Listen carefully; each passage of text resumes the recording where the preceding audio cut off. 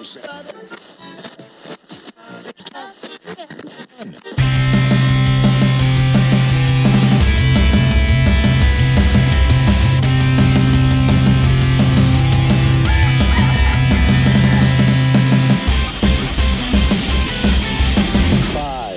four, three, two, one, zero. All engine running. Liftoff. We have a liftoff. All right, everyone. So today we have Thom with us. He is a very smart guy, and it's going to take me a minute to get all this out, but he has been a software engineer professionally for the past 10 years, and for the 10 years prior to that, it was a hobby. So he's really been doing this for about 20 years. So he eats, sleeps, and breathes programming, and so we're going to get into a lot of neat stuff today. He also develops apps such as Drunk Mode and Readless Mobile that we're going to get into. He works for Boston Dynamics in robotics. Is that correct? Yes, it's primarily simulations right now. I used to be full stack, and I've transferred laterally because I'm trying to expand my knowledge. Awesome. Yeah, continuous growth and development. That's awesome. Yeah. So tell us a little bit about yourself and where you're recording at today, and yeah. Sure. So thank you for that introduction. That was kind of an understatement, though. I've been literally programming literally up until this moment. That bad. It's really that bad. Yeah. I do this for a living, and I can't stop even when I'm done and out of work. But I'm in Massachusetts right now. I'm originally from DC. More like Northern Virginia, but I moved for work. I would say that I don't really have a bad opinion of Massachusetts other than it's cold and expensive. But otherwise, I really like it here. And I also have a dog, Pomsky. He's like 20 pounds. Really awesome. Nice. Can I happy to be here. Just ask real quick? I'm from Winchester, Virginia. So it sounds like we're kind of in the same neck of the woods. Okay, yeah. Okay. Baltimore, I see that. Okay, yeah, back there. Yeah, I went to school, and like I'm from Nova, but went to school. I went to high school in Nova, and I went to college in like Richmond area. Okay. Yeah, and I have a lot of friends in Baltimore. Awesome. Yeah. Very cool. Small world. I love it. Yeah, it is. So tell us a little bit. We'll start off with like, what's your role at Boston Dynamics, and what is your day-to-day? I guess, what did it look like, and now that you're transitioning into different areas, what does that look like now for you? Sure. So I'm sure your listeners probably know our product. I always tell people that we're actually a very small company. Like when I first joined, it was like 80 people, or like almost a little bit, maybe like 120 people. And there was a massive hiring, of people, and now I think we're at like 400, 500, but we're still a small company. And I actually was one of the reasons I applied, because I like smaller companies. And basically everybody probably has seen Spot before. They've seen Spot, they've seen Atlas doing all the backflips and things like that. I literally saw those videos like first time like 16 years ago, and I was just shocked. I was like, everyone thought it was CGI. And yet they don't necessarily know our brand. So most people, like, because we're just a small company, so most people don't know, like, when even in Boston area, I'm like, oh, are you familiar with Boston Dynamics? And they're like, Then I'm like, does this ring a bell? I show a picture of Spot, and then there's like, that company, and I was like, yeah, but and that's the thing, is I think Boston Dynamics is privately owned, I think currently by Hyundai Motor Group. And they kind of like having that I guess lower marketing profile, which is because you can have a little bit more control over how your product is received and your brand is received, because we're not plastered everywhere. Right. But and I think, and that was actually one of the main reasons I had applied, because I was looking at robotics companies about 3 years ago, and I wanted to understand, because it was I felt like the AI movement's coming pretty soon, and that did come very quickly. Yeah. And I figured immediately the next thing that's going to happen after AI is going to be integration with robots. And I just wanted to get a foothold in there. And I was looking at the other companies, but most of them are so fixated on using robots to make money, which is that's fair. Yeah. The more research I did, Boston Dynamics, an offshoot of MIT, their focus was actually to use robotics to address very specific concerns, especially job areas that shouldn't be jobs because they're too dangerous, dirty, or dull, which is basically something that shouldn't be a job. And especially things like search and rescue. So like, I just thought that was like a really cool thing. Cause you have, I mean, as much as we work very hard to be at the forefront of robotics, we don't want to rush anything that's unsafe.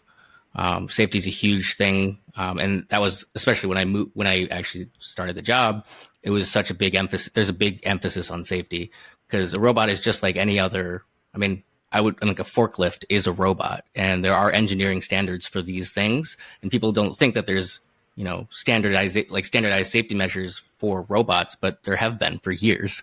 They just weren't bipedal, or they weren't doing backflips. I mean, that's a little bit, it's unnerving to some people, but in the engineering field, we've standardized codes that have to be followed before a product can get released. And many startup companies I've noticed are not following those codes. They're just releasing robots. So it's very interesting. I've learned a lot because, Hey, Thom, I'm curious, what organization's responsible for setting those standards? Is it OSHA related, or is it something separate? I'm pretty sure. I mean, I don't take my word on this. Sure. I think it's IEEE. Okay. They do. I mean, they just do a lot of engineering standards. I'm more in the software realm. I gotcha. But yeah, there are standardized protocols just saying, like, if a forklift has to have a certain operational lifespan, like it's not allowed to be used be past the operational lifespan. Right. Just like if they had followed that for the submersive, maybe that wouldn't have happened. There's I was just thinking about that too. Whenever you're talking about all the safety standards, I was like, they didn't have that when they took that down. Yeah, I don't know. It's but yeah, and like with the whole Boeing thing, like planes they're only supposed to be, they're actually supposed to be taken out of service. Even though their operational lifespan, or they could be fully functional for X number of years, they're only allowed to be commercially used for like half of that. Right. Yeah. Just to guarantee safety. And so like these are pretty much like they're just clear cut rules. And so I think it's really important. It was important to me to find a company that knows about those rules and can teach me something about them, because I'm learning about them still, and I think it's a really important thing for a company trying to pioneer to be following these kinds of things. Not to jump ahead too far, but AI, one thing I was listening to Elon Musk talk on it, and it sounded like there really isn't, for AI specifically, there's not really anything regulating that at all. And not that you want more government overreach, but at the same time, there's a lot of they're collecting a lot of data, things like that, and then you go into AI and maybe use them together. But do you foresee anything governing that soon, or have you heard anything coming down, or do y'all just kind of have like policies and procedures locally, or how do y'all do that? So no, that's a great question. It's actually one of the main reasons I've been trying to speak a little bit more on podcasts. Mainly, I'm not a policymaker, but I do think it's important for AI systems to be discussed in a way that the public doesn't always find entertaining, but is also another aspect of actually, and very true about these robots. And I've listened to a couple of other podcasts. One of them is called the AI Breakdown. That's actually, I think, called the AI Brief now. But they brought up an interesting point to me that AI, because we don't really have what we think are regulations, but the things we have existing regulations for other things. What is the closest thing AI is to something that we already have regulations for? Right. Programming. So actually, how are we going to, it also depends on how we're going to use the AI. So right now, everyone's using AI. I mean, sure, I use AI as a programmer, but I'm only like 3% of the population. Okay. How is everyone else using ChatGPT? They're basically using it as an assistant, a consultant. And there are rules and regulations written for someone that you actually hire as a consultant. And that was an interesting point to me, is that like that's the like if you could think of the closest thing that we already have regulations for that you are going to use this AI for, that's a good starting place. It's a good foundation. So, for example, there was a point brought that Sam Altman was bringing up. Someone asked him, was like, "Do you think if an AI sees that you've done crime, like committed a crime, will it be obligated to report you?" And the thing is, his take on that, which I think is a really good take, actually, is that just like a doctor or a psychiatrist is bound by, I have to keep this confidential between customer and client. A similar regulation would probably make a lot of sense between you and your personal AI. Like the AI would be bound by that. And I think that that's also a really appropriate thing, because like how it all comes down to how we're going to use the AI. Like I don't think most people are going to use AI maliciously. I mean, there's going to be the regular 10-15% of bad actors out there. Right. Hopefully it's not that high, but there are bad actors out there, and they're always going to be there. But just because AI has made it easier to do things, it actually doesn't necessarily guarantee that there will be more bad actors. It's not like these bad actors were sitting there not being able to do something. If these people want to hurt somebody, they're going to learn. They're going to get the means to do it, and they're going to learn it. They probably already knew how to do all this stuff. Sure, it's going to be easier with AI and whatnot, but I think if we really focus on what is the main use case for the average AI user, and I think it's very much going to be kind of like a personalized secretary companion, a tool, and I think it doesn't really differ from what like almost using your phone. Right. So it's like if your phone were anyone is allowed to have whatever they want on their phone. If you're a little embarrassed by it, so I mean, hey, it's your right to be embarrassed by what's the content on your phone, and it's also your right to feel safe that that's not being broadcast by your Apple, your phone provider, even if they have access to it. Right. All these permissions that we give out and things like that. Yeah. That Right. There's definitely concerns there, but I would agree with the bad actor piece of that. Was being in the military, we know like bad actors are going to get a hold of whatever they can and leverage it however they can. But if everybody else is not using that same that technology that everything's going to, then we're going to be behind. We're not going to be able to combat what they're doing. Exactly. Yeah, and it's just some of it's keeping up with the Joneses, but some of it's also like just you got to be with the times and with the technology that we're given. No, I think this is so I'm just going to segue a little bit, because this actually brings up an interesting question for me. I have a cybersecurity background and software background, and I think it's very ideal that, because I've wanted to ask this, I work a lot in open source. So open source is the idea of making code just readily available to the entire world, like unfettered. Right. That has its benefits and its drawbacks. There actually, we could talk. I might mention it a little later that there actually was somebody who infiltrated an open source project by pretending to give good contributions for 2 years, and then and this was in the Linux. This was the Linux operating system. Okay. And like the Linux operating system is open source, so you get a new update every now and then, and you update it. And this guy had been contributing for 2 years. Still, we have no idea who he is. Still, just some bad actor. And eventually was able to stuff in some malicious code into one of his contributions, but wrote it off as a test and not an actual part of the code. And he became a moderator, so everyone trusted him. And that released to a certain, it got clamped down really fast. But what it did was a backdoor. He could get into any computer that got that software at any time. And this is a project people have been putting work into for a long time. Oof. 20 plus years. Wow. What was it specific, or can you tell us what it was? Yeah, it was basically an SSH backdoor, and actually the guy who discovered it, he gets a lot of kudos. He was just, he'd updated his operating system, and he was trying to what's called SSH, which is like secure shell, where basically you remote into another computer from one computer. Right. And that way you can control it. And there's all these authentication things that, it's a pretty safe, it's been used for decades. Port 21, right? Yes, 421. I There you know go. something a little bit. Yep. And what happened was he noticed that his SSH commands were taking like 500 milliseconds, a lot longer than he was expecting. I mean, who the hell knows? Like, I mean, I guess it adds up if like you're doing a lot of automation. Yeah. But he just kind of noticed that, so he started kind of picking apart that particular part of the code in Linux recently, and then he just commented on the PR, and he's like, hold on, this looks like it's a backdoor, or like code for backdoor. Like, this doesn't look like it should have been approved. And it's like, you could find it. It's still online, like, because the Git history is there. But they obviously patched it, kicked the dude off who was the moderator who threw it. I mean, who knows who that was?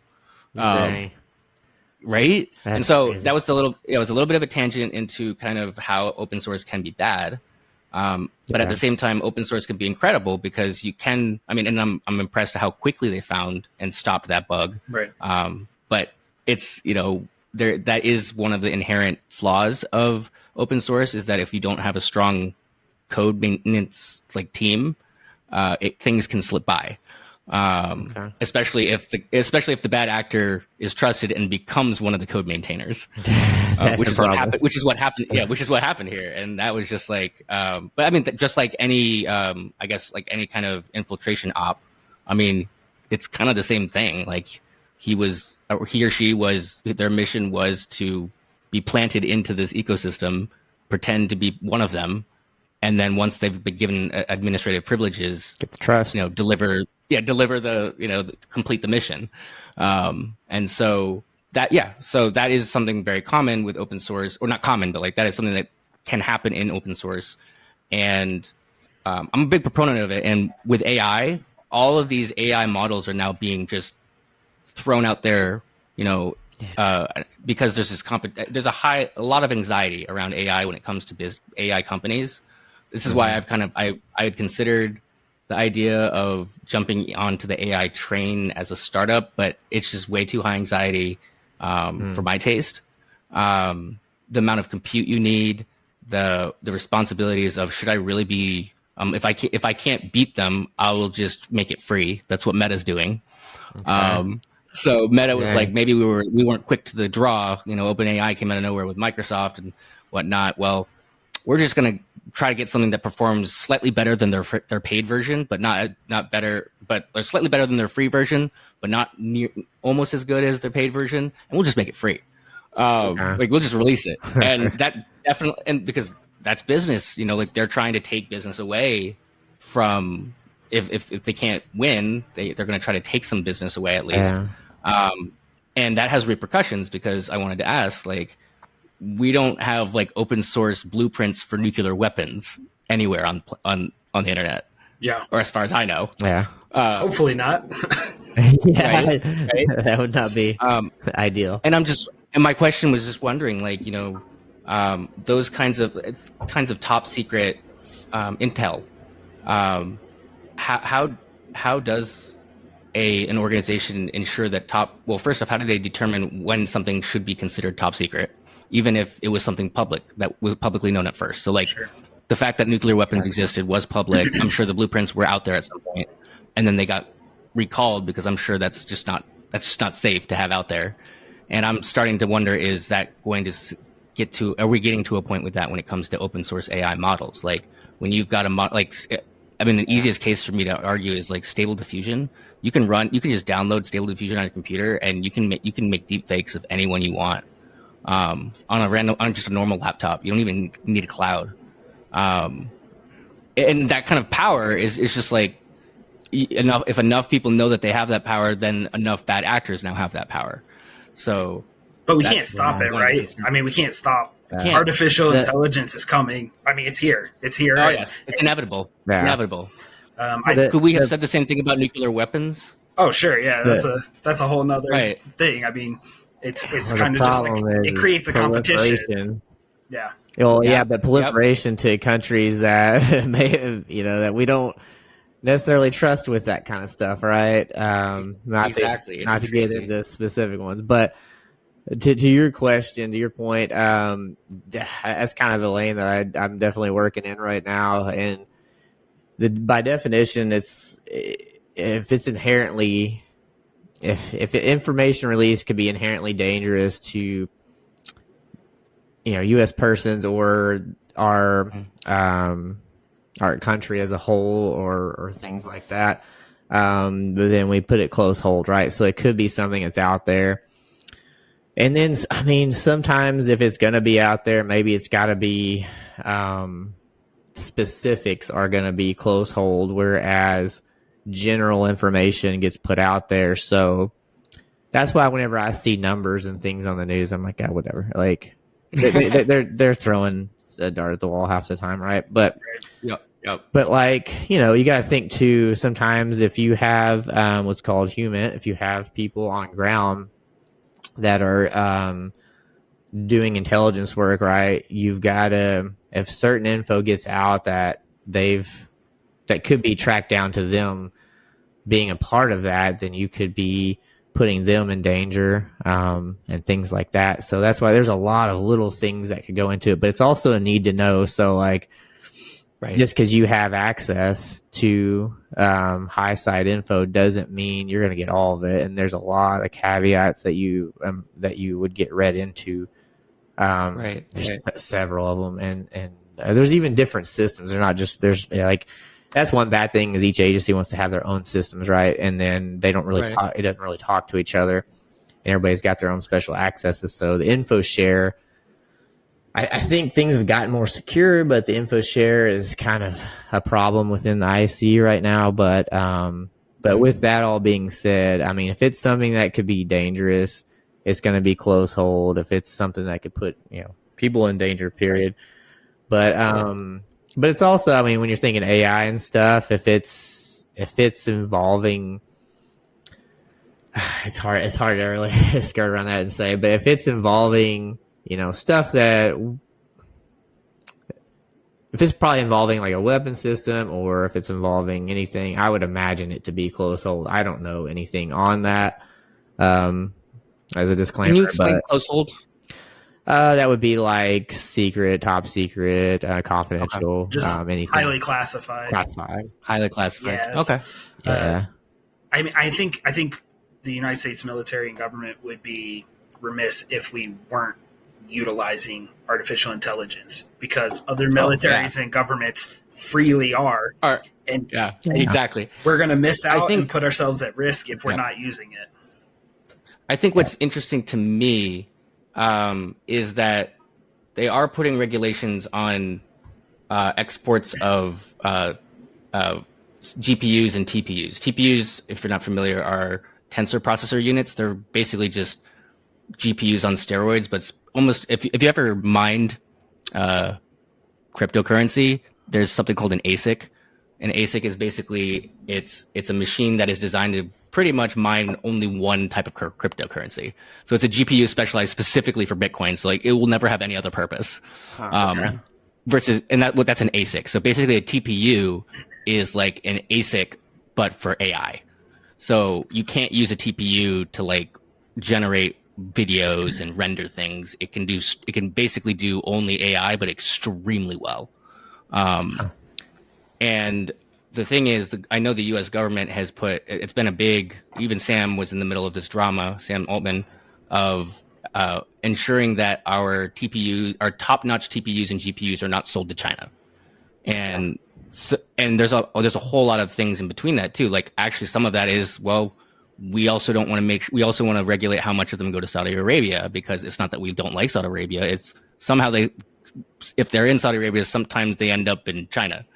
And I'm just like, the problem. Right. No, and it's just kind of like, okay, so if you are going to, I mean, I'm not a politician, so I don't know necessarily if that's the right way to go about things like that. I'll leave that to the politicians. But if that is how you're going to regulate, if you can successfully regulate the export of hardware like that, and that is of benefit to, I guess, our government and our people, then it's kind of crazy because I've never really been and I don't want to say I'm against open source, but like, shouldn't they have a policy similar to that for open source, where if you release a certain grade or a large language model of a certain capacity, like that kind of information, and because they were doing the same thing with compute, where if you're going to actually spend, if you went over a certain budget of cloud compute, you're required to like disclose your identity to the government.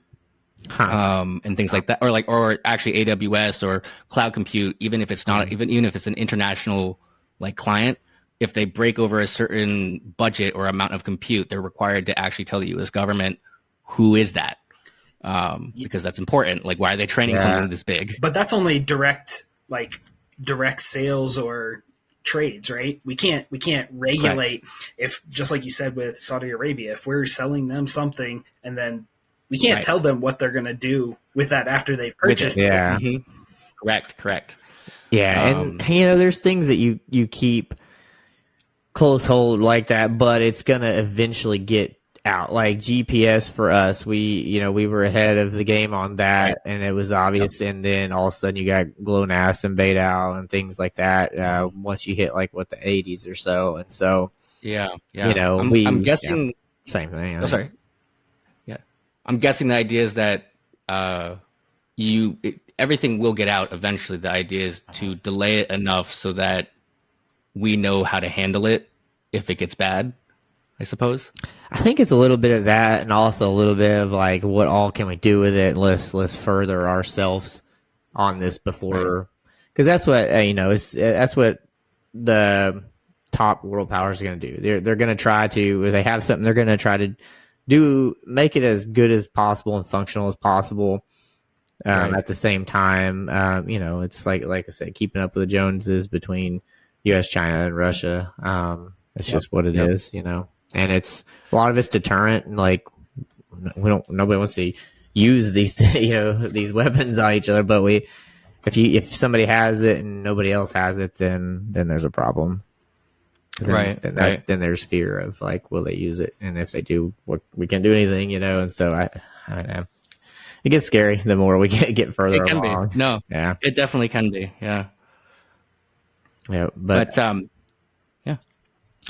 yeah. So kind of going more into that with AI, that is ChatGPT open source? So ChatGPT, I believe the earlier versions of it are like, and by open source, it's not necessarily. I'm not strictly a data scientist, so I'm not entirely sure if they released when it comes to open source, did they release the actual neural network designs, like the layers of the neural network, on as well as the weights that were determined. So the weights are typically the most important part, and you run this on what's called a transformer. So transformers technically are open source. I mean, everyone knows you can learn how to make one. A transformer model. It's a just type of neural network, but it's really the weights that you, because you have to design the transformer, but you have to also get the weights, which is really the proprietary information, and you put those weights into that, and then you start feeding it inputs, and the inputs would be like text tokens and things like that. I think one of the most crazy things, I mean, it is the newest. I don't know if you've heard of the newest release. That's GPT-4 Omni. Yeah, we were just talking about it. I didn't know that. Will brought it to my attention. But yeah, tell us what you know about that, because I would love to hear more about that. So so when the demo is definitely, I will say that they've got some sort of internal voice model that they haven't fully released that is excessively flirty.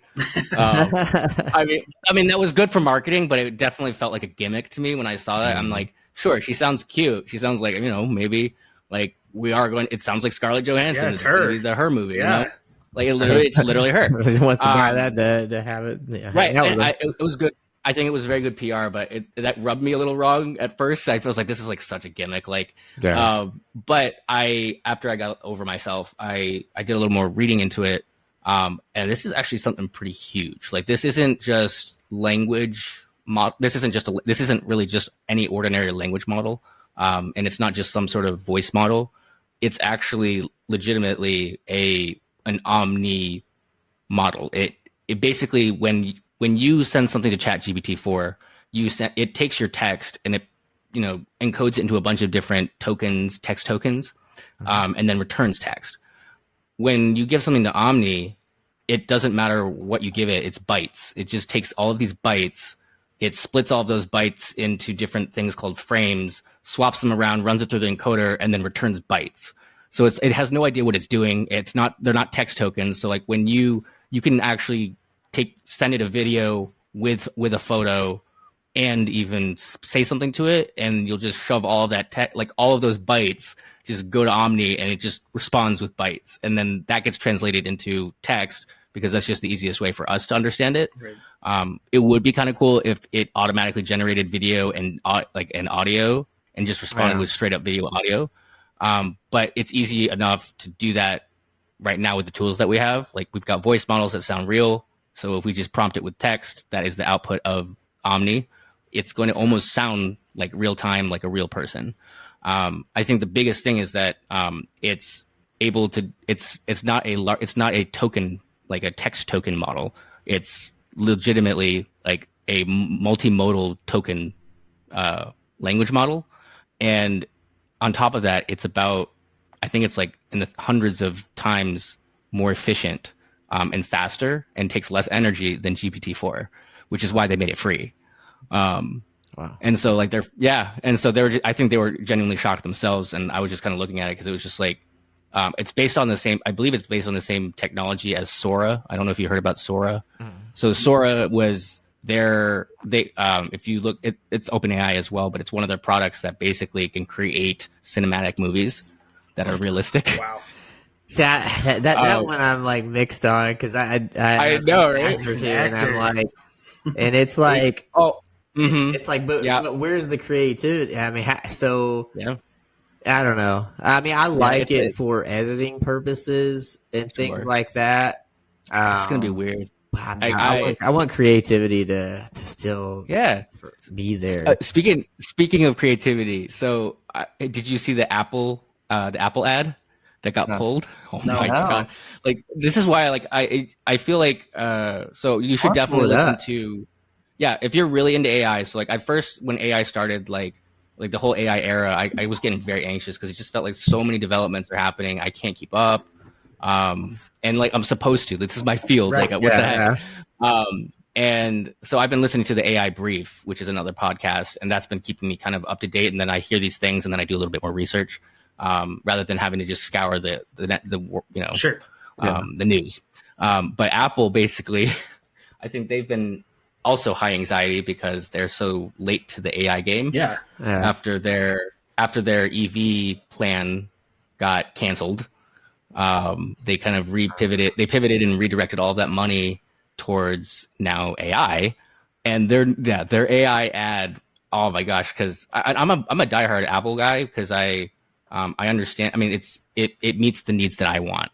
Like I have specific requirements, and it does very good at that. I want continuity. I want a Unix kernel. So like you can't be a developer on a Windows computer. I'm sorry. And I mean, unless you're using just like Unity or something to make your games, if you're gonna get low level programming, you're gonna want a Unix kernel, which is Linux or Mac. Yeah. But most app commercials, they're always like, they don't sell a product, they sell a lifestyle.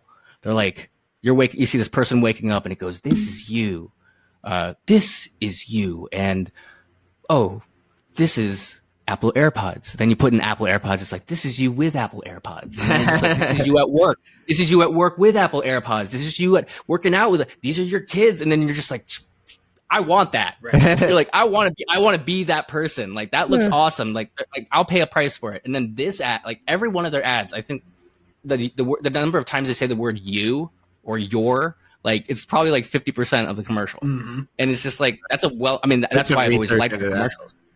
Right? This commercial was awful. Like, let's pull it up, because I can screen share. Let's pull it up. Oh, please do, please. It was awful, and I think it's gonna make. I think it's you as someone who respects art like yourself. I think you're gonna find it very painful. Like I found it. I mean, I wouldn't. I'm not. I'm an art connoisseur. I can appreciate it, but I'm more on the technical side. My skill set isn't in as much in artistic. I am trying to learn how to make house music and dubstep music, though. That's cool. But this was painful to watch even for me, because I was just like, I don't know what kind of impression they were trying to give. Please. All right, let me send this. Bad. It's so bad. Yeah, if you can pop it in the chat there. It's Sweet. Yeah. Okay, so click that. I guess Apple didn't take it down on their YouTube. They They just got rid of comments. They just took off comments. they're like you're not allowed to. You can watch it. but You just can't tell us what you think about it. You're gonna take this so this good. content in. It's got 19 million views. Oh, holy cow! You will take 11 this, you days will ago. like it. Do you realize if you got 1 like per second, it would take 11 and a half days to get 1 million views. Good. 1 million likes. If you got one like per second. So it would literally take 11 and a half days just to get 1 million likes. Yeah. Goodness. All right, here we go.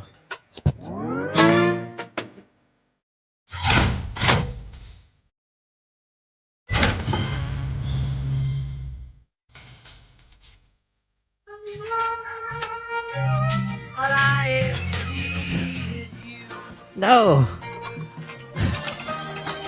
Oh, this is so. Oh, Why? Why? So it's like people like pianos. Like people art. enjoy video games, art. Like, You don't need any of it. Angry Birds. No more creativity. Yeah. that's basically what they were saying. Yeah.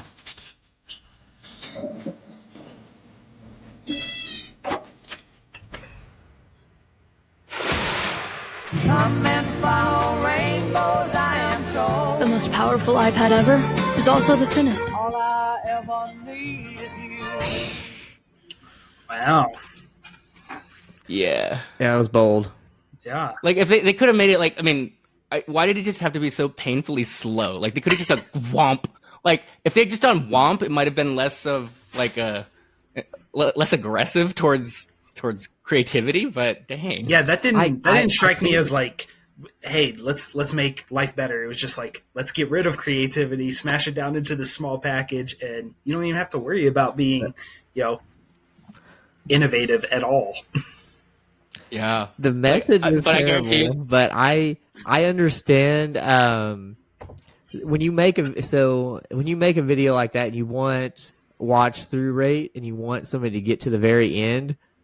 When you're watching something being smashed, like there's a channel I saw that's literally just them hydraulic press smashing things, and it's weird because your brain, even if you hate it, you're like, I wonder what that hole is gonna look like when it's smashed, and so you watch it, and then they get their watch through rate. But I don't know, I could see where they. That's clever. Yeah.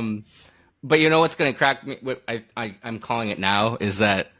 Give it 2 weeks, Apple's gonna punch out with like an actual like good AI ad, and everyone's just gonna be like, yeah, like we'll forget it. Sure. Yeah. There's so much content out there, it'll be forgotten pretty quickly. Yeah. That is how it goes though. When somebody blows it with an ad, they probably somebody's getting fired, and then there's gonna be another ad or another thought process of like, all right, how do we make this right? Yeah. Hey, Thom. So they're probably going to have a very creative type commercial or something. I don't know. Sure. You've talked a couple of times about like anxiety surrounding artificial intelligence just out in the world. Do you think it's a combination of people just don't understand it, and then plus just the exponential growth that AI is experiencing? Because 10 years ago wasn't really anything we talked about except for in like science fiction, but now we're seeing just what we can do with it. I mean, I use ChatGPT pretty much every day for just the wildest things.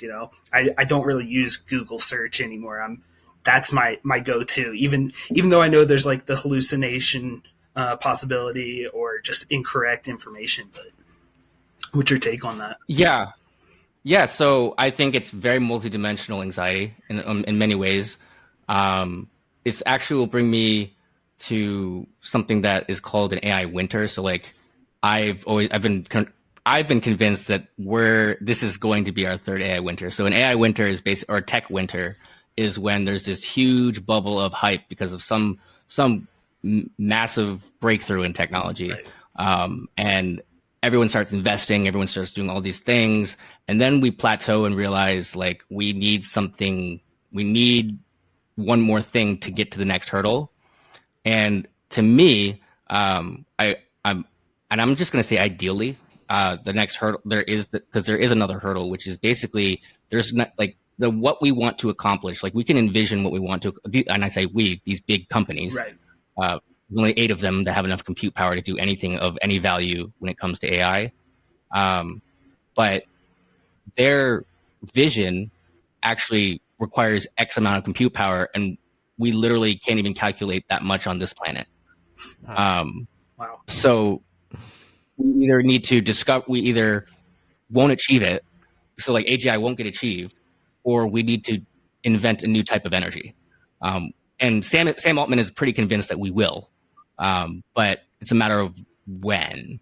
What does that look like? I mean, is there any like thought on, like what direction that goes? Yeah. So I do want to touch back on your question about anxiety because I think it's, but yeah, I don't know what that looks like. I don't think any of us will actually know. Yeah, fair enough. What that will look like, but it's just the amount of energy, and it's going to have to be clean energy. It's just got to be because the scale at which they want to use this energy, or these bigger companies, OpenAI in general, because they're the ones claiming that it requires this much energy. Other companies really haven't put any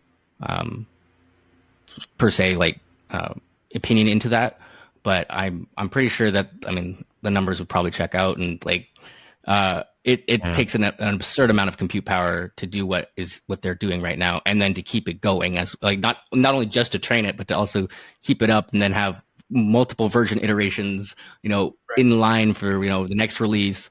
And so I think what I find interesting is that this was a huge. I wasn't alive during the last AI boom, I don't think, but there were 2 other AI winters.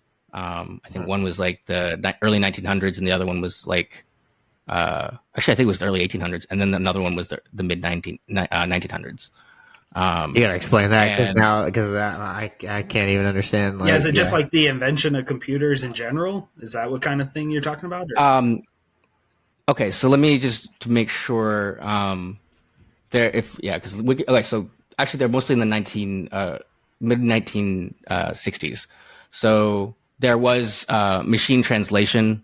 Machine translation is just probabilistic, rule-based. It's using machine learning to translate text or speech. It's kind of like almost like Siri. So it's not quite natural language processing. It's just using, natural language processing kind of falls under machine translation.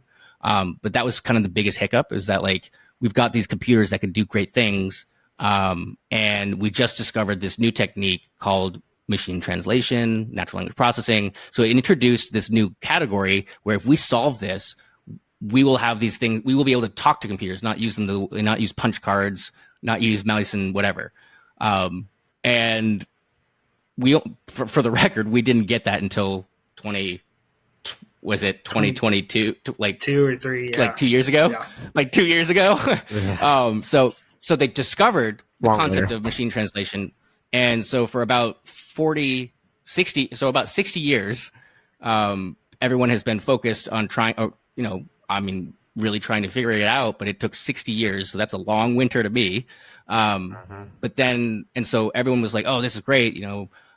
Then around the same time as machine translation was the concept of perceptrons, which is what are actually used in artificial neural networks today. But that was discovered like around the same time as machine translation. So you've got all these big discoveries. DARPA jumped in, Carnegie Mellon jumped in, and they all put in all this funding. The United Kingdom, and Lisp was created. Lisp is a language that's used mainly for training like AI models, or just like programming AI. But that kind of collapsed at nothing. There were no big advancements all the way up until about the 80s. And so that was considered one of the first AI winters. And I think, or it might have been those 2 were actually, it was the setbacks in the 80s and the 90s. So they're about 2. And it's always about like having a new, so this one thing that makes this one different is that it does seem to have solved what the first AI winter couldn't do, which was like, sure, we understand this algorithm needs to be cracked, but no one has cracked it. But I think that's all we've done. We've just cracked the algorithm. We don't realize how much more compute it's going to take to crack the next algorithm, which is AGI. And I highly doubt it's just going to be like a matter of like, oh, just because we figured out machine learning, it's AGI is going to be. It's going to be a lot. It's going to be a lot more complicated than I think engineers would like it to be. Because AGI is going to. Are you familiar with the term AGI? Is artificial general That's what I wanted intelligence.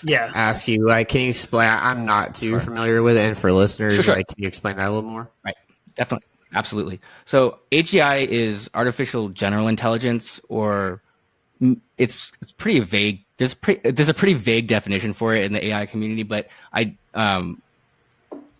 basically it is an AI system, and I'd like to say system, not because it may not necessarily just be a model. I don't even know if it's achievable with just a model. And when I say system, I mean like a bunch of models linked together in a very special way that you now have a system that can perform intelligent tasks at the same or better capacity than a human. So if you were to text this AI, it's not just like it has agentic basically traits. It has some sense of autonomy and agency, very much like a human would. So if you said, "Hey, I need you to go find me 10 candidates for this position. Here's the job description. Please come back to me with their contact information after this," an agentic AGI AI, and that is the hype around that everyone wants.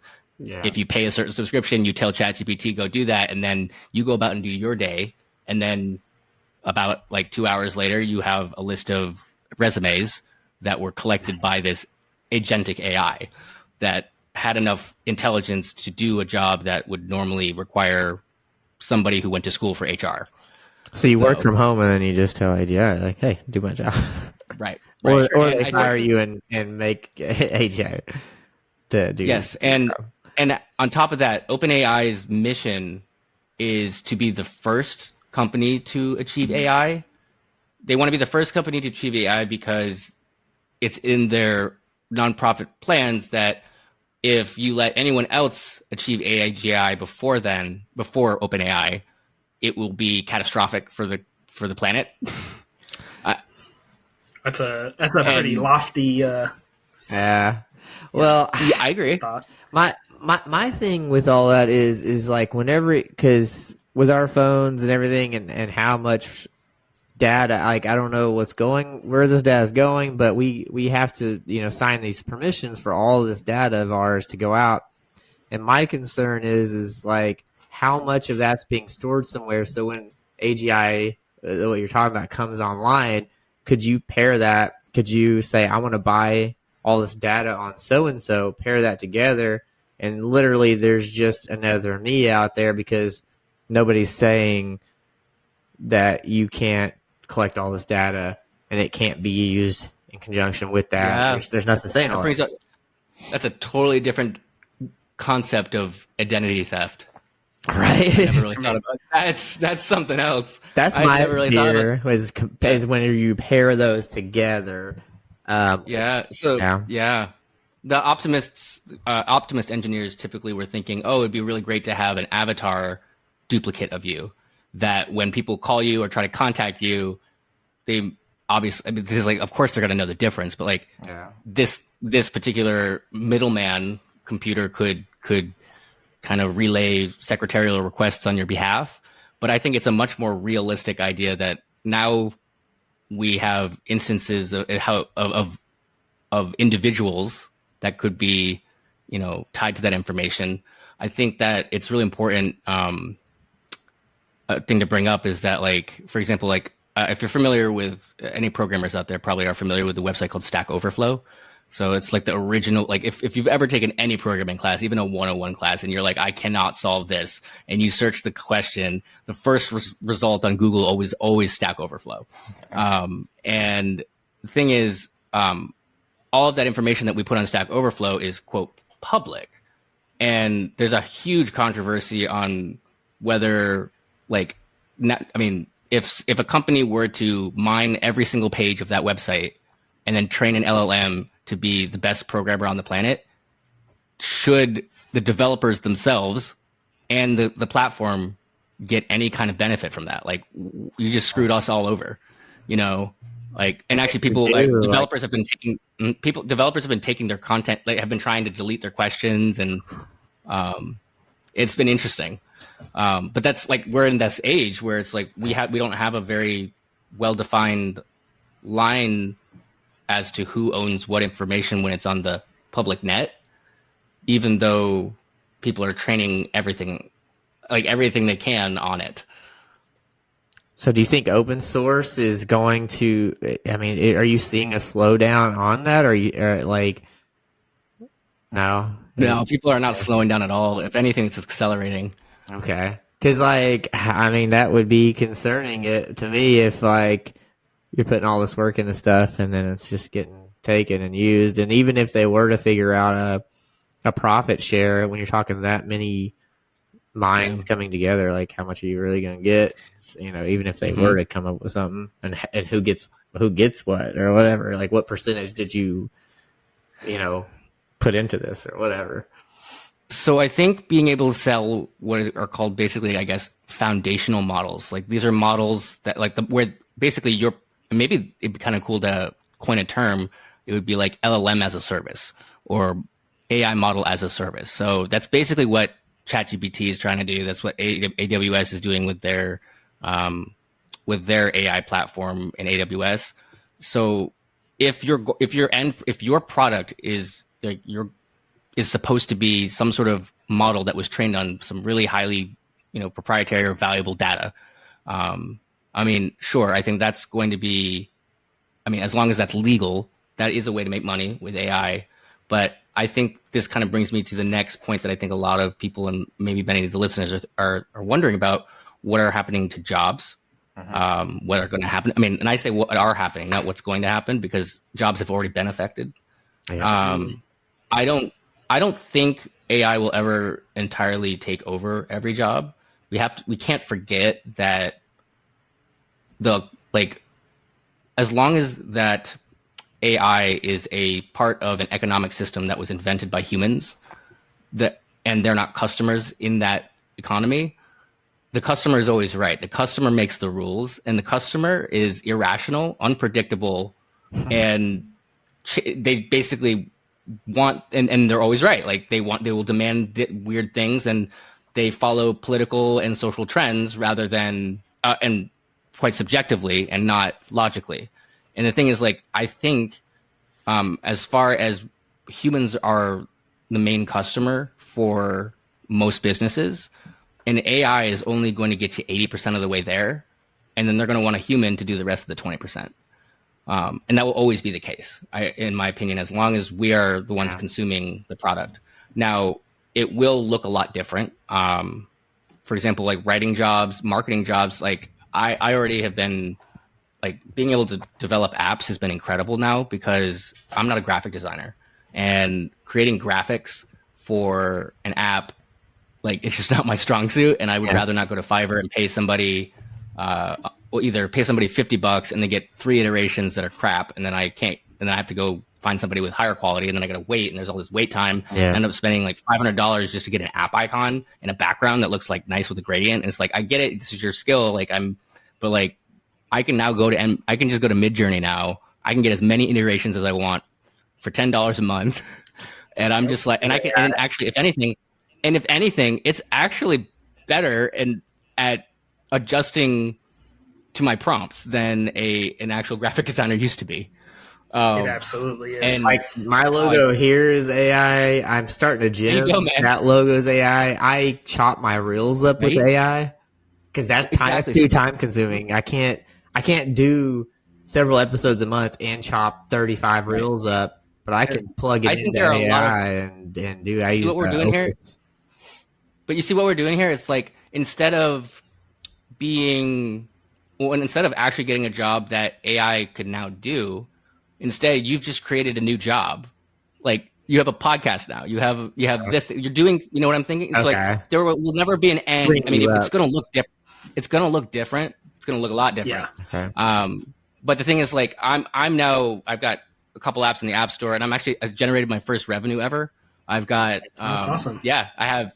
And I wanted to segue into that because I saw your apps. Sure. I tried to find it on the Play Store because I'm an Android guy, and I didn't see it. I didn't know if it's Drunk just Mode isn't, so that's the thing is, I made it so I do have one app called Readless that's on both platforms. That's the first. I would say that's the first production quality app that I have released personally. What's it called again? It's called Readless, unbiased news. It does use ChatGPT to take all the scrapes the web for news articles, takes that text, and then it has ChatGPT turn it into bullet points. Oh, that's incredible. For each article. That's So awesome. is it like it's like a daily unbiased news prompt that you do? I like that. That's pretty awesome actually. I want to check that out. And that one definitely on both. It's that one is on Google, both Android and iOS. So the thing is, like, that project was actually the previous project that never got released, and then ChatGPT came out, and I pivoted, and then just renamed and moved all my infrastructure. But I had a project that I've been working on for 8 months before that. ChatGPT came out, and I released Readless 2 months later. And each time I seem to do this process, it gets a little faster. So I was able to release Drunk Mode in about 2 weeks, because I just copied the whole infrastructure, moved it over, and it's actually running on the exact same like cloud. So I'm not paying any more just to host it. But the reason Drunk Mode isn't available for Android is because Android doesn't actually provide developers the permissions I need to make it work. Gotcha, okay. Apple only just made that possible with iOS 16. So the idea of Drunk Mode is that you select certain apps. I actually made this app in college, and it only worked on jailbroken iPhones. And because there was demand for it in college, basically you activate Drunk Mode. Well, you select certain apps or certain actions that you don't want to be able to do while you're drunk. And you activate you set a certain amount of time, and then you activate Drunk Mode, and you select a puzzle as well. So there's 2 ways to deactivate Drunk Mode. You either wait for the timer, and actually in this app, I'm going to reward people who wait for the timer for doing that. With what? Because the idea.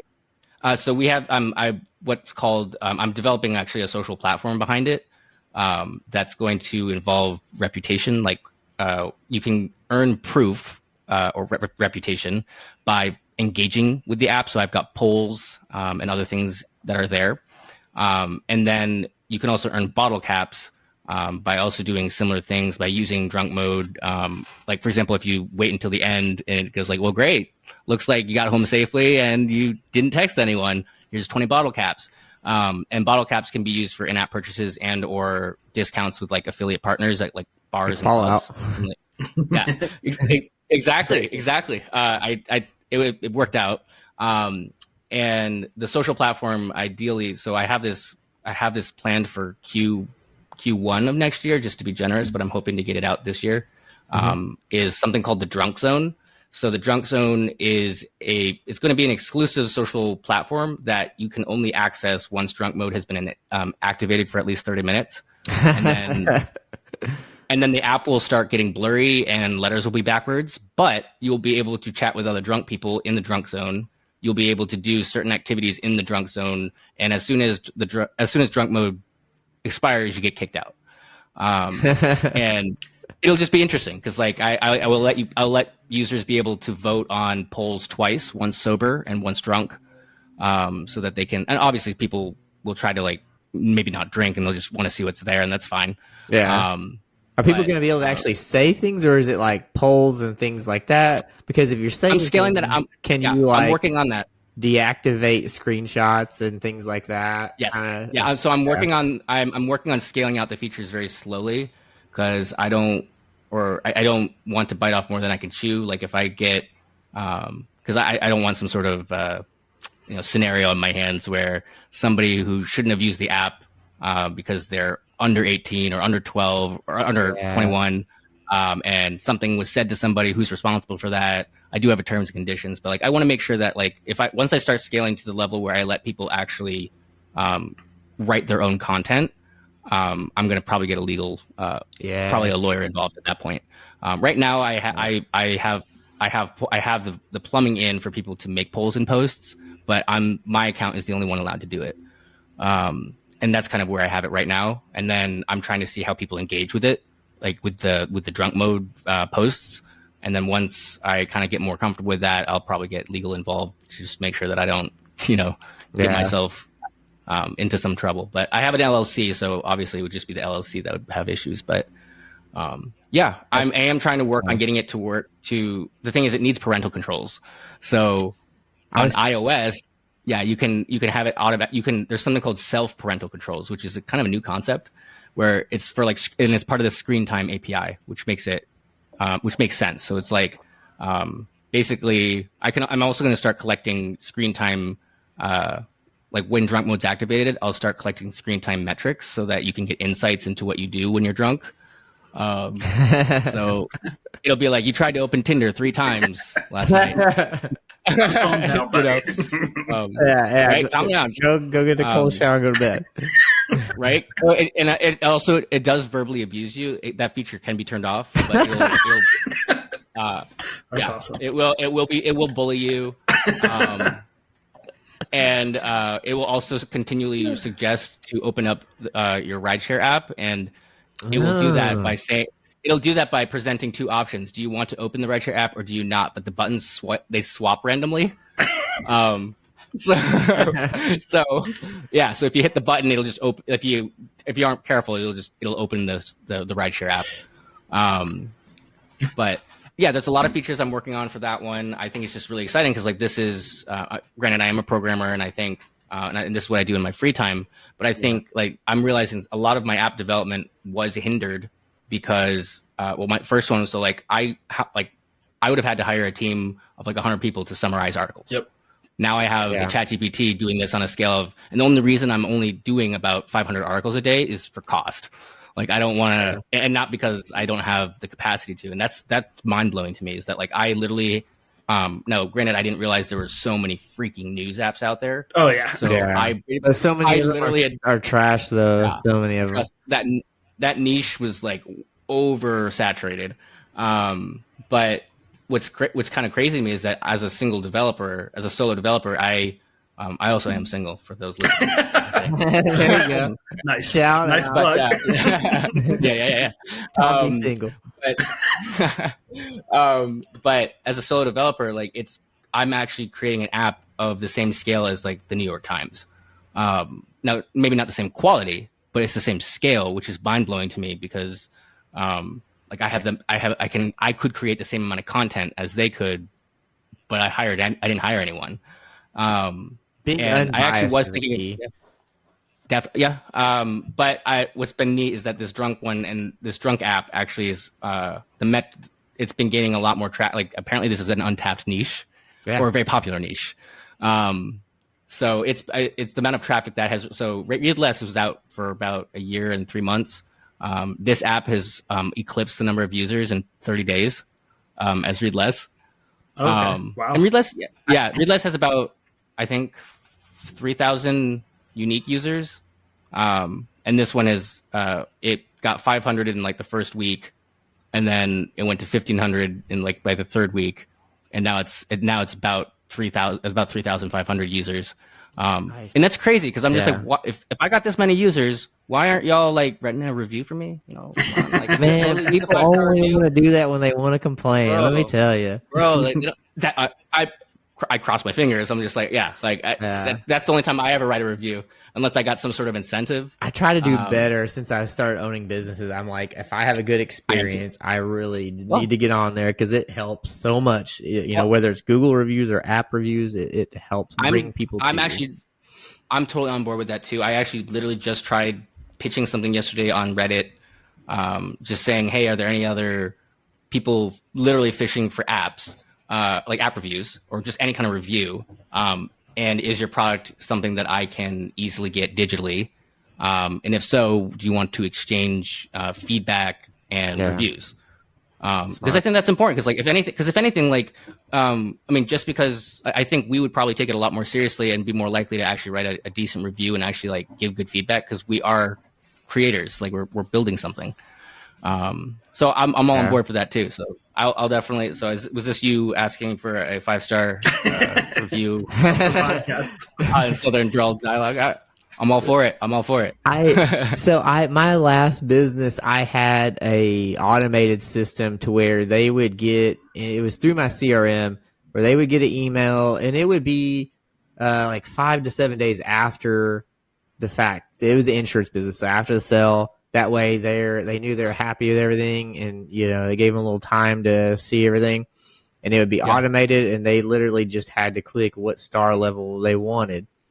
And if it was a 5-star, it would just automatically pop out there, and it'd let me know, hey, you need to reply to it. If it was less than 5-star, though, there was like a middleman in between Google and that, and so it would say, hey, we're not posting this to Google, but you need to reach out to this person and do better. And so I like that. It's pretty cool. I like that. But if you have a way of getting an email address, when somebody uses your app, you could definitely do something very similar to that. Yeah. So that's actually something interesting I learned about the Read Less app. So originally, I made the Read Less app, no sign up necessary. All of it was, there were compelling reasons to make it app sign up. Access. Well, I can also do a lot of server side compute rather than on the phone, things like that. You can also, I did have it on cloud, but Android doesn't really have a good implementation for that. And it's just a lot easier if all the information was just in one central spot and you could log in from multiple devices, even if you switch from Android to iPhone. Mm-hmm. That's just less hassle. But one of the critiques one of the feedbacks I got from a friend who had let one of his VC friends look at it, because I'm not ready to thing is, I'm also kind of against VC at this point, because I want to prove, is there a lean strategy? Is there a way I can get explosive viral user base, and all I did was spend $300 max a month for all infrastructure, no marketing, no nothing, and I'm hell bent on proving it, just because I think it's possible with the Apple and Android ecosystem. It's just how do you leverage free advertisement in the App Store? And I could talk all day about that, because I actually have in-app events happening right now for the Drunk Mode. Okay. And the thing is, if you go to the Today page on the App Store, if you scroll down about halfway, there's a whole section about events, things that are happening right now. And that's algorithm based, not sponsored. If you get 30 seconds on that screen, you get 200,000 impressions. That's a lot. Yeah, that's probably 20,000 downloads. It's trying to get on there. The only way to get there is to actually have an event. Yeah. And I literally had just been approved. I just got approved last week for the first in-app event I've ever created for an app. So that was neat. Even if I had 30 seconds once a month in that one spot, that would be a big spike. And so I'm trying to find these lean ways to kind of get around it. But my VC friend was telling me that he really likes the idea of the app, but the only thing that concerns him is that I'm not collecting emails. Yeah. And I was like, but I'm trying to follow this principle of I don't want to steal or sell your information or things like that. And I'm realizing I'm actually still not going to do that. I'm not going to, I have collected emails, but I'm not going to sell that user base. Yeah. But what's interesting is I now actually have about 3,000 unique emails that actually are people that downloaded my app. And I was talking to someone in marketing, and she was telling me how ByteDance did something very similar. I'm trying to create a portfolio of apps, mainly just for ad revenue. That was really my original goal. Yeah. Instead of making one app that pleases everybody, which is impossible, I'll make a bunch of really specific apps that please a certain niche. And then if I make enough of them, I'll get 70% of the population across. And then it would be the same as making a Facebook. Very smart. It's a lot harder to make a Facebook and be successful about it. Because you can't have one-offs like that that just blow up and are successful. But what I learned was that ByteDance did something very similar to this. They made a news app, and then they made a bunch of other apps, and they collected all these emails, and then eventually they created this. They bought Musically, and they were just let's merge these user bases, and then they basically just shot off an email to all of these emails saying, "Hey, check out the next biggest thing. It's called TikTok," and then everyone was just like, And then basically, even if like 80% of the, like 60% of that, like you just combined like years worth of user bases. And so like I've got this mailing list now of, I kind of have an understanding, like, you know, what these people are interested in. Like obviously they want news, and I am thinking of adding news, a little bit of news to that Drunk app. Yeah. Because like that, I mean, the idea was to like help educate. Another thing I want to add is like a BAC calculator, things like that. But that was just mind blowing. Is that like sometimes taking personal information isn't always a bad thing. It's because I'm just trying to It's like how you're going to use it. Yeah, it's how you use it. And are people, are they agreeing to it or whatever? But yeah, exactly. Agree. Yeah, definitely. And I was thinking back on your safety feature you're talking about getting a ride share and this and that. Is there going to be something, because I know, sometimes people are drinking because they're in a bad point in their life or whatever. And so is there going to be a way of like, or is it a thought process to like have a trigger that like if somebody is, saying something that's concerning or suicidal, anything like that, to where there could be like a trigger to get them help somehow. Sure. Because I think if you had a couple of those kind of safety features like that, I mean, like a college, because I like Facebook started off at Harvard or something. It was like a college that used it all. So what if you had like a college that was like, well, we like these safety features, and everybody's drinking in college anyways, and so like, I mean, it could be like that's my target, a test. That's literally my target audience. That's why there's ads, because they're essentially broke. But no, I like where your head's at. I actually am going to add a feature called your designated deactivator. So this is somebody who can also activate drunk mode on your behalf. So they can, and the feature will be cut off. So I had a couple of these ideas. So also I'm thinking of adding Plaid integration. So for like your credit cards. So if you can set a budget or number of purchases from a food and beverage place. And if you go over like it'll let you know, oh, you just spent $80. Taco Bell. You just spent $80 at Taco Bell. Sorry, bro, you cut off. Like you can't use your phone. Go home. It'll just repeatedly be like, go home, bro. Go home. Just go that home. Should be used for smoking a little something there to get the munchies. And I'm also, eventually the idea would be to, if this were successful, the idea would be to expand to like high mode, like procrastination mode or things like that. I love it, dude. I didn't think it would, I didn't touching my phone at work all the time. Oh god, yeah.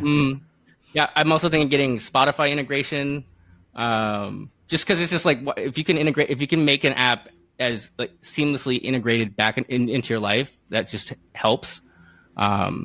So yeah, I think it's been my fun shindig, but I genuinely don't think it would have been possible without AI, at least in the graphics department.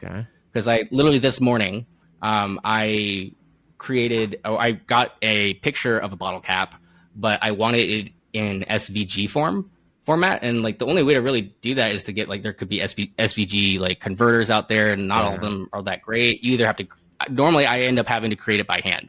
Like I look at it and I make it using math because it's very precise. And I was just like, I don't have all day to do this, and I just went and checked. I was just like, let's see what ChatGPT 4 Omni can do, and I was just like, convert this into an SVG, please. And then it literally like popped up a graph, and it was like calculating like the actual points of everything. And then I just asked, like, can I just get the outline? I don't want the background color. And then it just like spat out an SVG at me.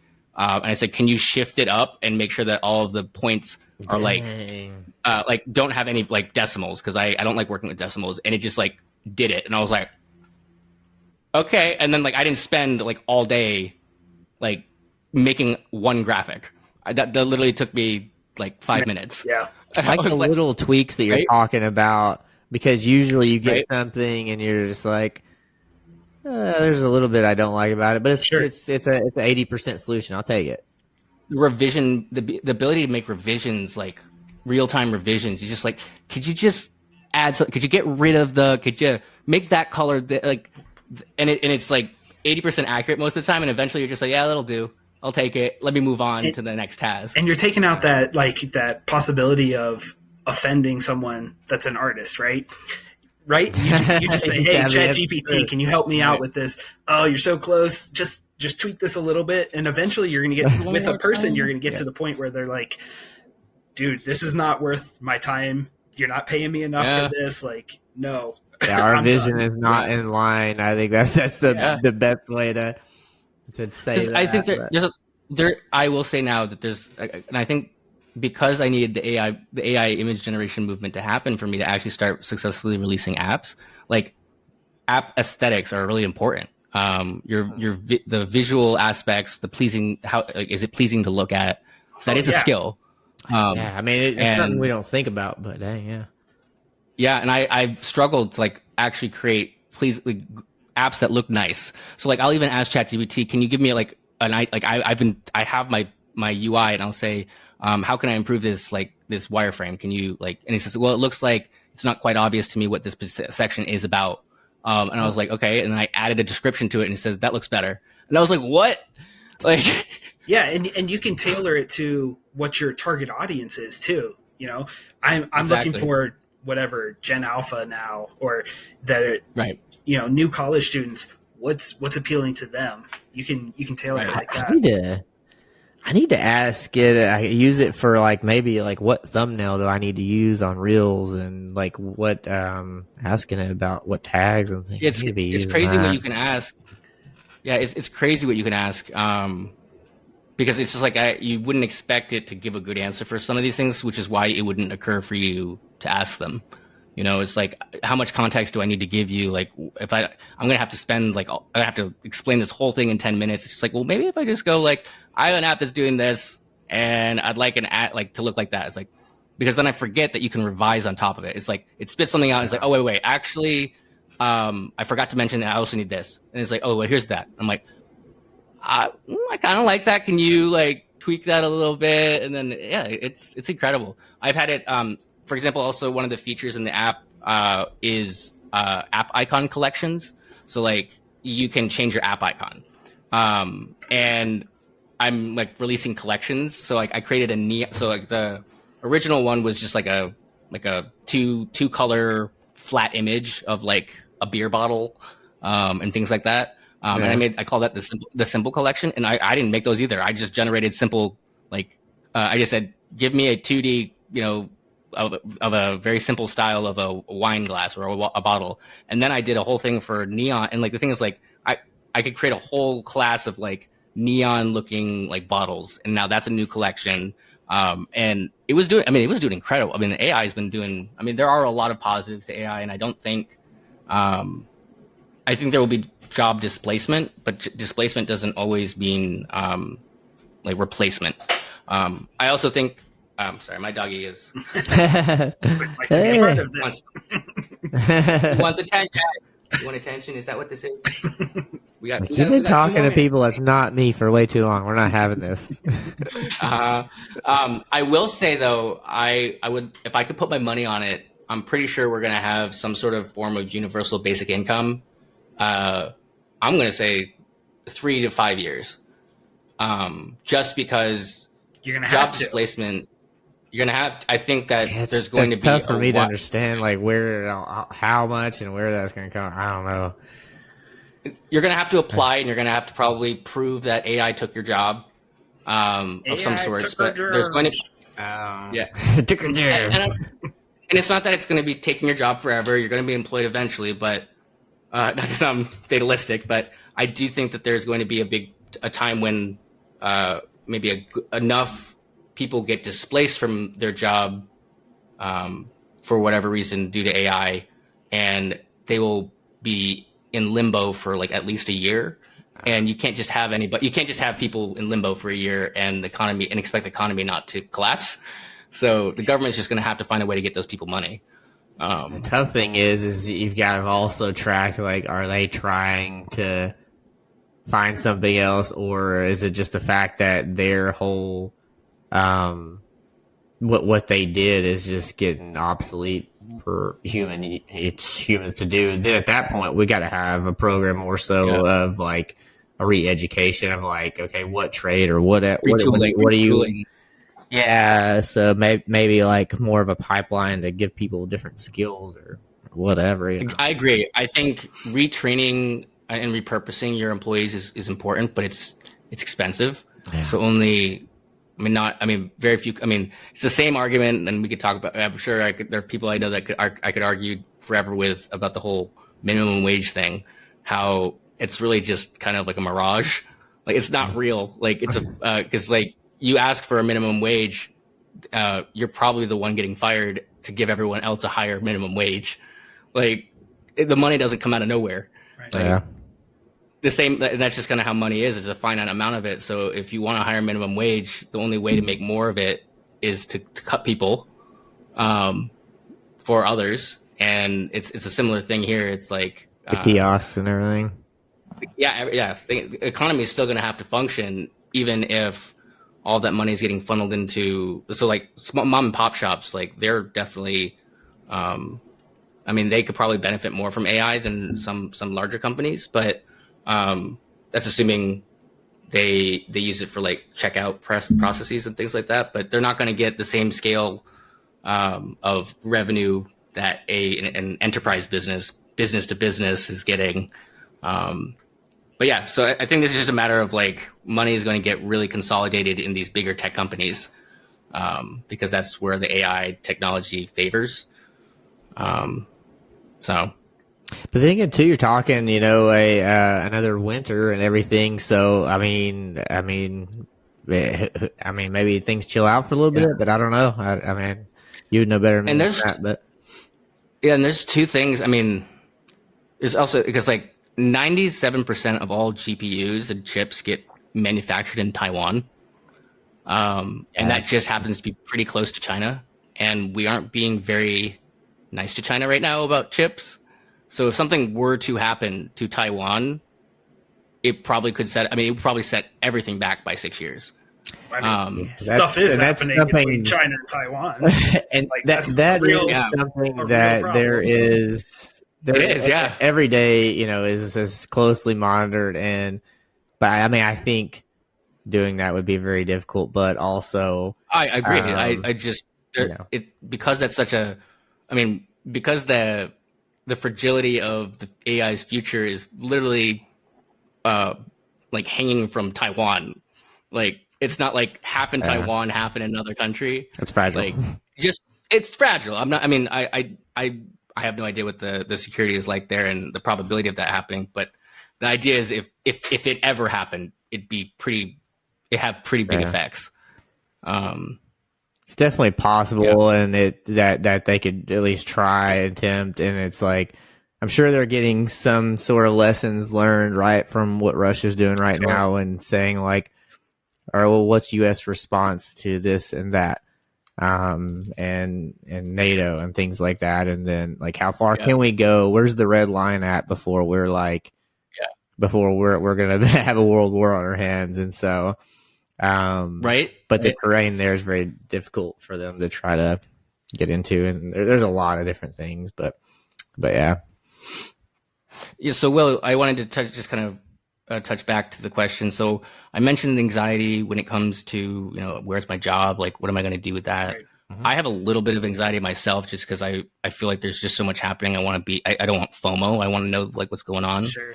I think companies are having a ton of anxiety in general in the AI space because they're like, and this could be if you are a foundational AI company where it's like, I need to create foundational models. I need to be the first to train something this. Like Bloomberg totally screwed up because they spent like $3 billion training something, and then some open source kid trained something, created a different type of model in college that performs better. Yeah.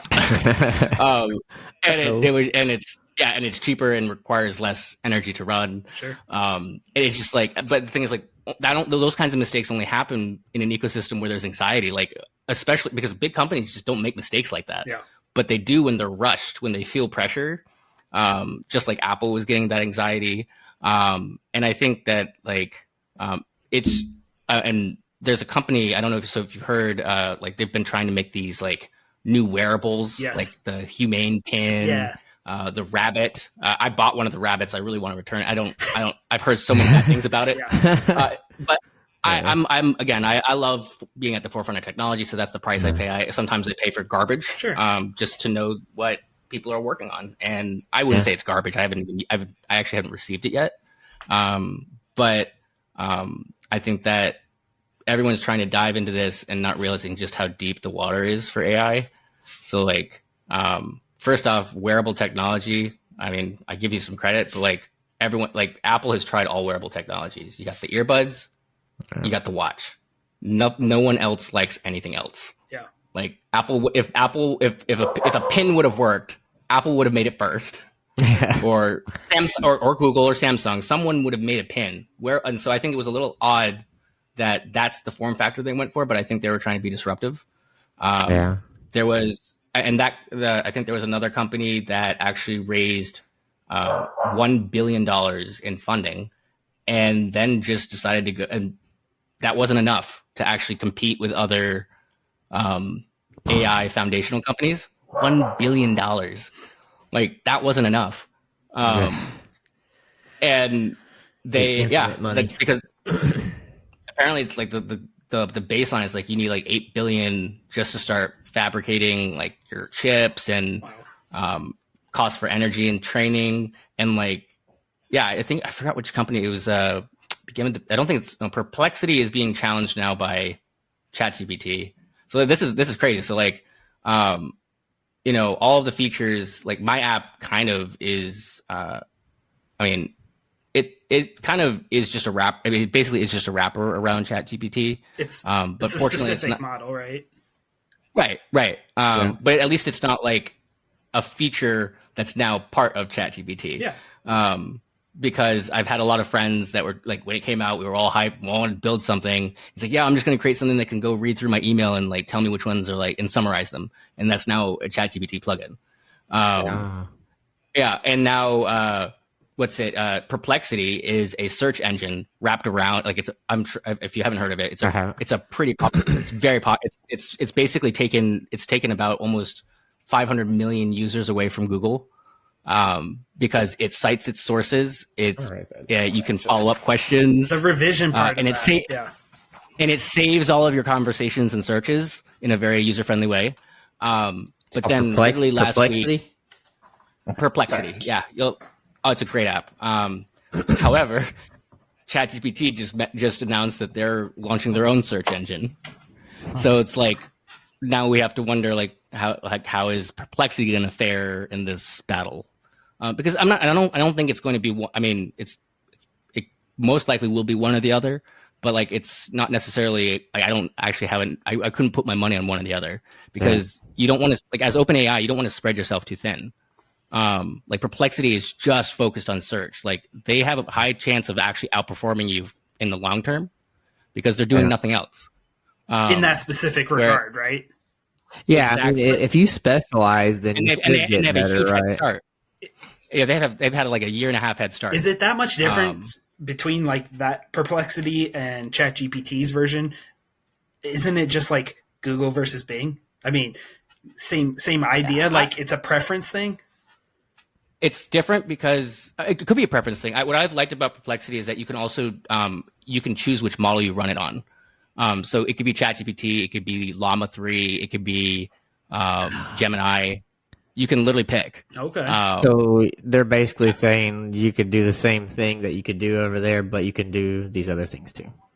Yeah, Okay. and I like that they haven't vendor locked themselves. So if ChatGPT went under, Perplexity is still a company because there's other models out there. Yeah. It was a very smart choice on their part. There was a startup, but yeah, I mean, it's a war zone out there for AI companies. So it's just going to be interesting to watch in the next few years how they come out. So I think whether or not there are major advances towards AGI, sure, the next few years won't look like an AI winter. But if AGI doesn't happen in the next like 3-4 years, I would call that an AI winter to me because that's just people. Because that's still people just, riding the wave of this awesome discovery, which is a really great wave. I mean, Absolutely. It's definitely a huge one to ride. It's a great one to ride. But as far as I can tell, not a lot has, I would say the major improvements. Okay, so we've got natural language processing. We can now talk to computers in some way. It's not always perfect. We've been trying to do agentic stuff, but I haven't heard any new updates on that. Like getting something that can just, you tell it to do something and it books your flight. Like that's one of the simplest use cases. Is where it's like, I am looking for a flight that does this. I use a wheelchair, so I need to make sure it's like, I just need to make sure the airline isn't Spirit. or something like that. That's a good that's valid. That's valid. Things like that. It's just like, and then it's like, I also need to make sure it's not some sort of like back alley, really cheap air flight that had like no name airline that, I mean, like, sure, those are cheap, but like, sometimes you have requirements like that. Are they safe? Yeah, exactly. Is the door coming off? How many layovers do I have? Do I have like 12 layovers? Like, right. And so as it's a really great problem to pose. Like for a human, an adult like us, I guess we would say that that's a relatively simple task, like in the concept of it. I mean, once we go through it, yeah, sure, there's a few complications, but we might not get, I wouldn't call that overly like a super stressful thing. I call it an adulting task. Yeah. Sure. But that should be a really simple use case, but it's a very complex one for an AI. But that would ideally be where we would want to be. Is like we just ask like, hey Siri, like I want to go check. I got a friend's wedding to go to between these two dates. Get me there. Like that would be nice. Yeah. Where it's just like, oh well, here are some flights that you can take a look at. This one I would recommend because it has this kind of treatment, and you always seem to spring for that. This one, on the other hand, like that would be incredible, right? It's just like, oh, and by the way, are you bringing your dog? It's like, yeah. It's like, well, that crosses these two off. We're going to go ahead and go with these. Does that look about right? We're going to just send it to there. It's like, could you actually extend it 2 days? Of course, like that would be awesome. Yeah. Like, but we're not there yet. I mean, do I think I think the thing for me is like, for a system like that to exist, it's not going to be purely AI. And what I mean by that is that AI really is nothing different than something that takes in something and spits something out. Now, what it spits out isn't always something that we understand. It's just like any computer function, really. It needs some sort of, given enough time, maybe we will have a model where we give it something and it literally spits out a hologram that literally looks real and it's just very convincing. It's like, that's probably recorded. But it's actually a lot cheaper to take what we already have right now. And because we have basically, like, we have voice models, you just give it text and it sounds real. And at some point we suspend our disbelief and we're like, that's good enough. So we have the programming means to actually create an app like that, something that would be like, oh yeah, like I'll do that. And I think Perplexity's goal is to be that. So yeah, I think they plan to be that handheld butler, but like, so is Apple. Apple's also thinking of doing that. Yeah. And Apple has a lot of reach if they can manage to get an LLM local. And their idea is to get an LLM that's local to the phone, does not need the cloud. So like all the compute happens on the phone. And the only time it touches the network is when you give it permission to, and you ask it to research something on the internet. So that's their ideal thing to do. How long that will take is a good question. They did say that there is a actual deal in place. They're talking both to Google and OpenAI right now. Apple is, this is why we know. I already know peak Apple is behind us. I love Apple. Like I'm a huge Apple fan. I have Apple everything, but peak Apple, I'm sorry to say, I think those days are behind us. I think because they've kind of surrendered. They put in the gauntlet and they're like, well, if we want AI in our system, it's going to be either Google or OpenAI. Right, because they're so far behind already, right? They're so far behind, and competition's good though, but but part of competition is there's winners and losers. So.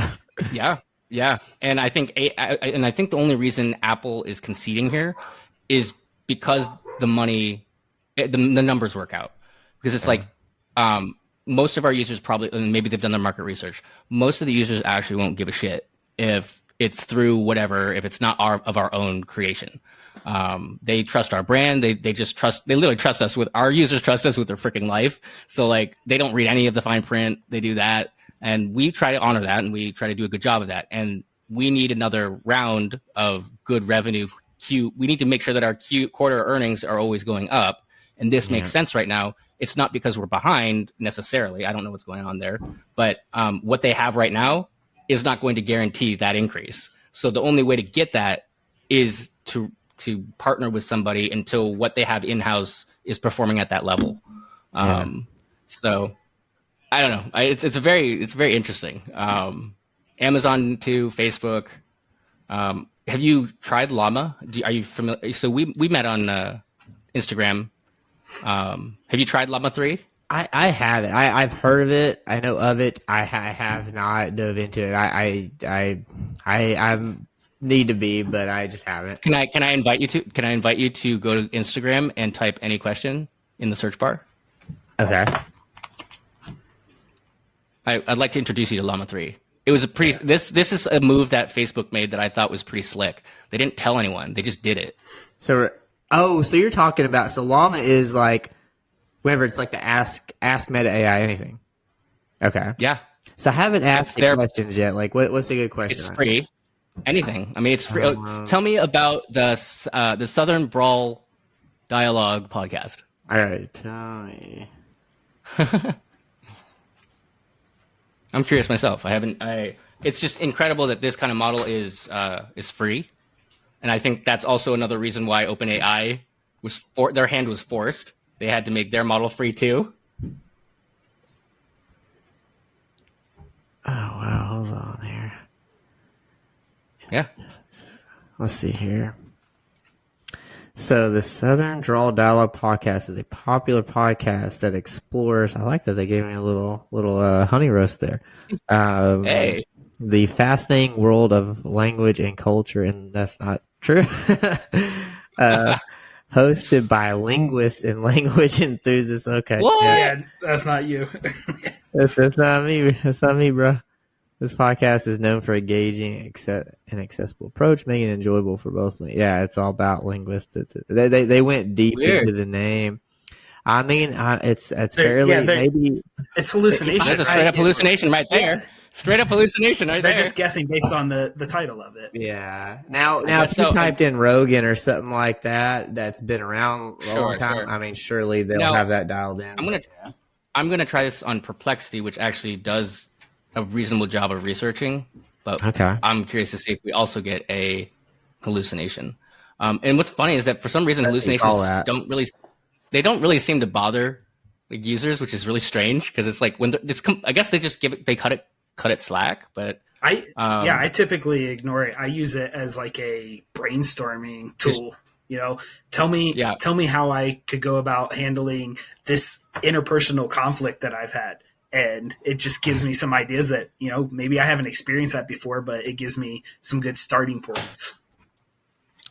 Yeah, this is the first I've heard of it call it like a hallucination. That's what the terminology used for it. That's neat. It's basically just making something up. It's looking at the surface level and guessing. Best guess. You'll be pleased by this. Okay. The Southern Drawl Dialogue is a long-form conversation podcast hosted by military veteran and actor Larry Lee Thompson. Oh, there we go. It features guests from various backgrounds, including comedians, actors, musicians, athletes, authors, and artists. Cites source. Dang. That's pretty... Oh, you're on IMDb? Yeah. Hey, there is... yeah. That's so cool. This podcast aims to have an in-depth discussion with its guests in a conversational format. What is that one? Player.fm. Some key points about the podcast began in 2024 and is an ongoing series. The host is Larry Lee Thompson. He brings a diverse range of guests for long-form conversations. Guests have included people from entertainment, comedian and actors, musicians, as well as authors and athletes. The podcast gets its name from the host's Southern accent or drawl, which is a common way of speaking in the Southern. As an actor and narrator, Thompson likely utilizes his Southern accent and conversational style to engage with guests on the show. So in summary, it's a conversational long-form interview podcast featuring a variety of guests hosted by someone with a very distinctive Southern accent and drawl. There we go. I mean, it feels not bad, right? That's pretty accurate. That's good. Because of the guests I've had so far, everything that's spot on. I know. This is why I like Perplexity. I did have to actually. So I will say. So I first said, "Tell me about the Southern drawl dialogue," and it just went off. Oh, blah blah blah. Southern something completely whack. You got to add podcast in there. Add podcast. Then I said, "Tell me about the Southern Drawl Dialogue podcast," and bam, it got it. I was like, okay. Yeah, details with AI. It seems like details definitely matter. Yeah, AI is definitely not taking our jobs anytime soon. Fair enough. Well, I hate to cut this off. We've been going for almost a couple hours now, but I would say if you ever want to come back on, we would love to have you because I mean, yeah, we could go with your knowledge and everything. We could go on forever, and I want to hear down the road about like where your apps are, where you're taking them, and things like that. Because man, those are really cool. I'm glad that we got to talk about those too. I've got. Thanks for letting me talk about them. Yep. I was just gonna say I've got 6 kids, 2 of which have smartphones now, and we were just recently talking about finding unbiased news sources. So I'm gonna check out that Read Less, and I think that's just perfectly what we were looking for, and I'm excited about it. Appreciate that. Yeah, I haven't had. I probably need to get some eyes on it. It's got some performance stuff, but it's still up and running. I do check it every day. If they haven't, I think my typical way of using it is actually not using the in-app. I have a widget that I created. It's a home screen widget for both iPhone and Android, and I've preferred that because then I actually don't have to go scrolling through the app. I just kind of look at the headlines, and if I see something, I just tap it and then I open it. So yeah, I love that. I like that. I like that a lot. Yeah, because unbiased news has been hard to find, and then especially with what I do in the military, I need to especially the open source. I got to sift through like what's biased and what's not and everything. So. Exactly. Well, it was such a pleasure to speak. Like this was a lot. This was very exciting, very fun. I mean, the conversation was incredible. Yeah, I really appreciate your time. Yeah, it was great to have you, and man, like, just the conversation that you bring to the table is awesome, and everybody is gonna really love to, especially people that have no idea about this stuff, or maybe are nervous about it, have that anxiety, and they're gonna get to learn a bit, a peek into the window of that, and we didn't even get into about what you do more at Boston, but we totally can later. We'll schedule another one and have you on again, man. But thank you so much for today. And also, if either of you are ever in the Massachusetts area, Waltham, Boston, we'd be more than happy to take you on a tour to see the robots. That'd be incredible. Nice to meet some more Nova people. Yeah, for sure, dude. Yeah. Super sweet. All right, well, all right. We appreciate you, and yeah, man, just thank you so much for your time today. Thanks, Thom. Thank you for having me. Take care. All right, we'll see you, Thom. Later. Super nice guy, dude. Yeah, very cool. Very, very interesting. Like we just grazed the surface of all the cool stuff that. I wrote down more stuff that I want to know about from him for sure. Yeah. So yeah, he's definitely one I would love to have on again. And he's very nice and personal, and you can you can have a good conversation with him.